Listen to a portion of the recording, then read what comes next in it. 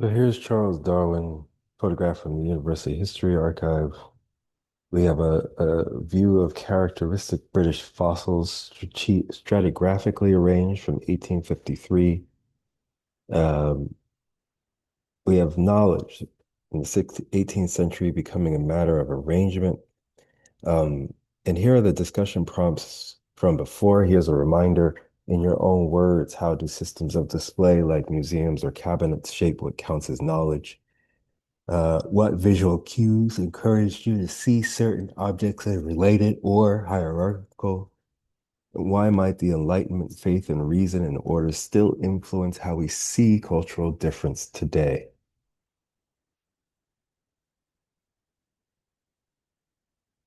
So we read here that Darwin's insights into evolution were astonishing, given how little was known in his lifetime about genes and the means of inheritance. It took almost a century to find common ground between evolutionary theory and genetics.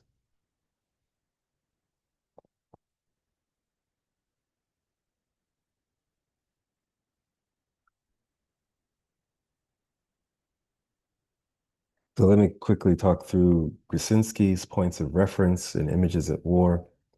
Grzinski argues colonization was as much a visual conquest as a military one. He is noticing 16th and 17th century Mexico, where Spanish authorities used religious paintings, sculptures, and architecture to impose a new visual order.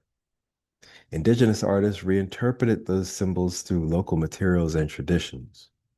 So images become instruments of control and resistance. They become a battleground of perception. The image wars are encounters between European iconography and Mesoamerican cosmologies. Missionary art that includes altarpieces, murals, illustrated catechisms, attempted to overwrite indigenous visual systems with Christian iconography. Yet, indigenous artisans hybridized these forms, embedding native symbols into Christian images. For instance, the version of Guadalupe exemplifies this so-called syncretism. Syncretism is the term for the hybridization, for the bringing together.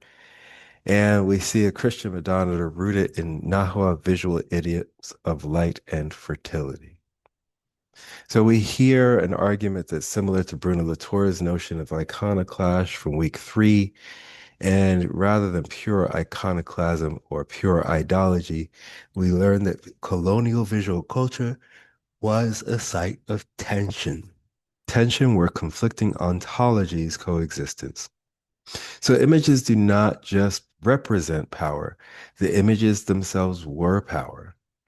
Their destruction or their replication marked a kind of violence that was both about territory and about epistemic violence. That is, that what how we know what we know.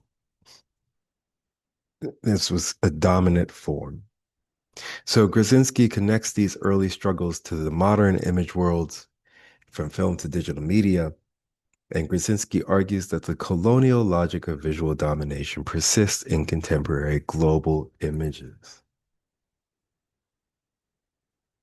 So we might begin thinking about how indigenous image making absorbed and subverted European norms, but we also can analyze how visual hybridity becomes an archive of survival and negotiation.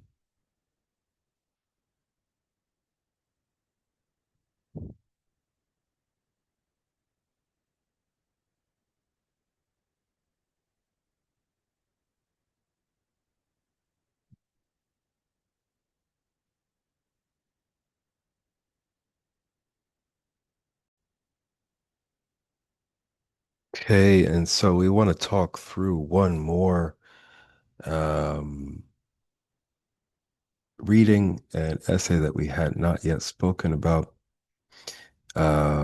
which is An Unthinkable History Silencing the Past by Michelle Rolfe Trujillo. Silencing the Past, Power, and the Production of History.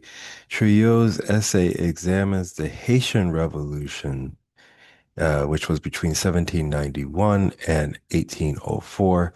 And Trio describes it as an unthinkable history. Trio is arguing that European intellectuals did not conceptualize a successful revolution led by enslaved Africans because it defied Enlightenment hierarchies of race and civilization. The historical silencing comes not just through censorship, although it comes that way too, but it comes through the limits of what societies deem possible or what societies deem intelligible. The Haitian Revolution was led by Toussaint Louverture and Jean-Jacques Dessalines, and they were systematically marginalized in European discourse.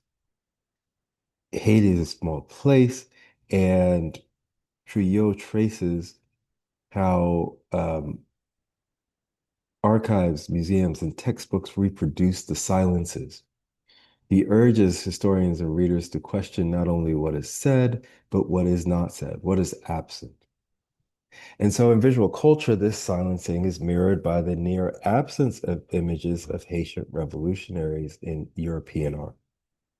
There are paintings like Girodet's portrait of Jean-Baptiste Bellay, some later illustrations, and these illustrations or these images of former slaves, formerly enslaved people, were embodying what Trio calls the unthinkable made visible.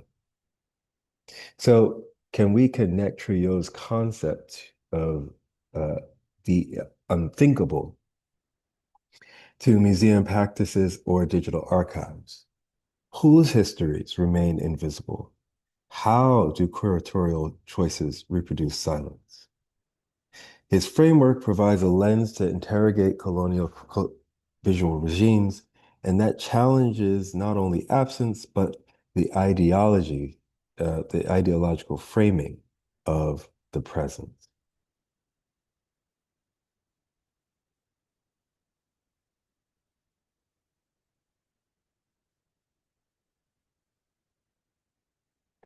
I'm just checking to see if we've gone through the material for this session.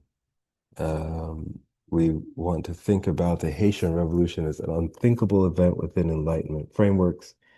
European historians could not imagine enslaved Africans leading successful revolutions.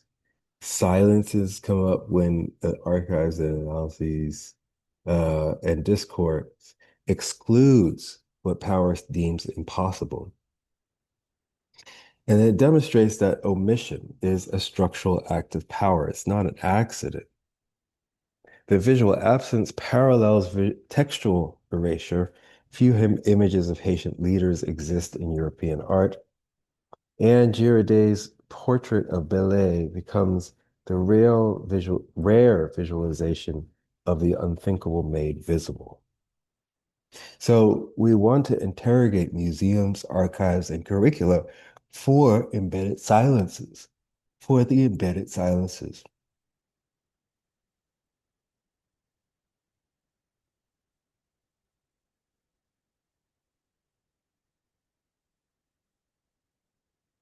So we can think with Casey's visual culture of the Atlantic world. Casey defines Atlantic visual culture as a transoceanic system. It links Europe, Africa, and the Americas. Art circulated with people, materials, and commodities across the Atlantic world. We have examples of this for portraits to plans. This highlights hybridity and adaptation in African and Caribbean art forms. It stresses the visual silences. Many enslaved and indigenous perspectives are absent from archives, but it connects directly to Triot's notion of erasure in history and in imagery. It positions Atlantic art history as inherently global, relational, and interdisciplinary. And here we're looking at Turner's The Slave Ship, Storm Coming On, Dead and Dying, The Storm Coming On.